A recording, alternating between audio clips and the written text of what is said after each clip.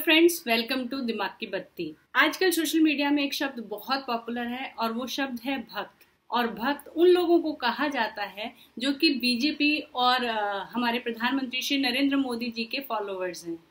वैसे जहां अगर आपको भगवान मिल जाए तो भक्त बनने में कोई बुराई नहीं है, बुराई है अंध भक्त बनने में। तो ये तो हम सभी जानते हैं कि भक्त कौन है, लेकिन हम में से बहुत कम लोग ये जानते हैं कि अंध भक्त कौन है।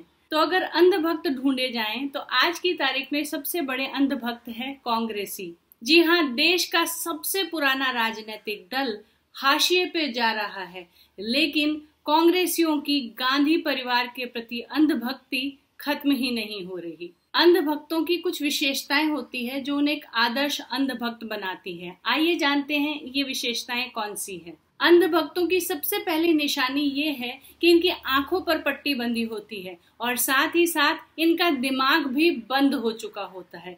ये अपनी सोचने समझने की क्षमता को खो देते हैं और इसी कारण इनको किसी भी डायरेक्शन में भेड़ बकरियों की तरह हाँका जा सकता है। यही बात 100% लागू होती है कांग्रेस पे।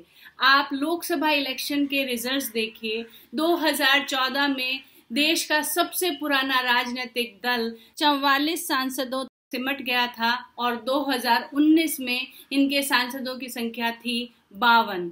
आप खुद ही सोचिए, देश का सबसे पुराना राजनीतिक दल इतने सांसद भी नहीं जुटा पाया, इतनी सीट्स भी नहीं जुटा पाया कि वो एक सम्मानित विपक्ष की भूमिका में बैठ सके। और दोनों ही बार गांधी परिवार के कमान में चुनाव लड़ा गया।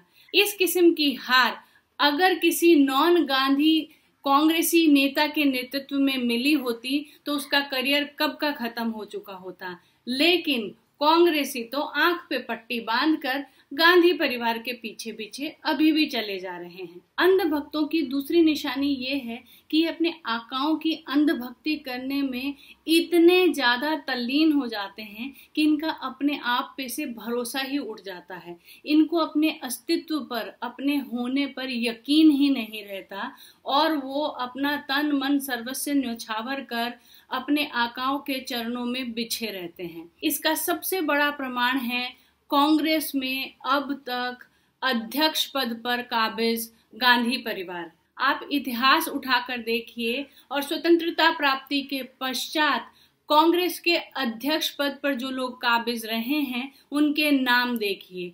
लगभग 70-73 सालों के इस इतिहास में 43 ऑलमोस्ट 43 साल तक गांधी नेहरू परिवार का ही कोई सदस्य कांग्रेस अध्यक्ष रहा है। ये देख के यही सवाल दिमाग में आता है कि ये कोई रियासत है, कोई जागीर है या देश का सबसे पुराना राजनीतिक दल। क्यों कोई और आदमी इतना काबिल नहीं हो सकता जो कांग्रेस के अध्यक्ष पद को संभाल सके? क्यों घूम फिर के बागडोर गांधी परिवार के हाथों में ही आ जाती है? अंध भक्तों की एक और निशानी होती है कि इनके आका चाहे जो भी कहें, उसका दुनिया चाहे जो भी मतलब निकाले, लेकिन वो हर हाल में अपने आका की कही हुई बातों को सही ठहराने में जुटे रहते हैं। हालांकि राहुल गांधी खुद ये भी कहते रहे हैं कि मैं बोलूंगा तो भूकंप आ जाएगा, और यकीनन भूकंप आता है। जब भी वो बोलते हैं उनकी पार्टी के अंदर ही भूकंप आता है, क्योंकि जो भी वो बोलते हैं पार्टी किसी न किसी तरीके से उन बातों को सही ठहराने में जुट जाती है। चाहे वो आलू से सोना निकालने की बात हो या फिर देश के प्रधानमंत्री के खिलाफ बोलने की बात हो। राहुल गांधी के हास्यास्पद और बचकाना कमेंट्स ने उनको पप्पू के नाम से मशहूर कर दिया, लेकिन उन्हीं राहुल गांधी के इन स्टूपिड कमेंट्स को जस्टिफाई करते हुए रीट्वीट और रीपोस्ट करते हुए कांग्रेस के सभी कार्यकर्ता आपको नजर आ जाएंगे। यानी वो अपना दिमाग इस्तेमाल करते ही नहीं हैं, वो वही बोलते हैं जो उनके आका बोलते हैं, और ऐसा तो कोई अंधभक्त ही कर सकता है। एक और बड़ी परेशानी अंध भक्तों के साथ ये होती है कि इनके आसपास में सच्चाई चीख चीख के अपने वजूद को दिखा रही होती है, लेकिन ये एक शतुरमुर्ग की तरह जमीन में अपना सर गाड़े अपने आकाओं के लिए समर्पित रहते हैं। इनको हालात और सच्चाई देखनी ही नहीं होती है, ये उसको पूर्णतया नकार देते हैं। और इसका सबसे बड़ा एग्जाम्पल है कि 2017 में भी कांग्रेसी अंधभक्तों को पार्टी अध्यक्ष के नाम पर राहुल गांधी ही नजर आते थे। और आज 2020 में भी जब वो डिस्कशन चल रहा है, आप लोगों को शायद पता होगा कि 2019 में जब कांग्रेस बुरी तरीके से इलेक्शन हारी, उस वक्त राहुल गांधी की शायद पॉलिटिक्स से विरक्ति आ गई और उन्होंने अचानक से बोला कि नहीं, मैं अब अध्यक्ष पद पे नहीं रहूंगा, और उन्होंने कांग्रेस के अध्यक्ष पद से इस्तीफा दे दिया।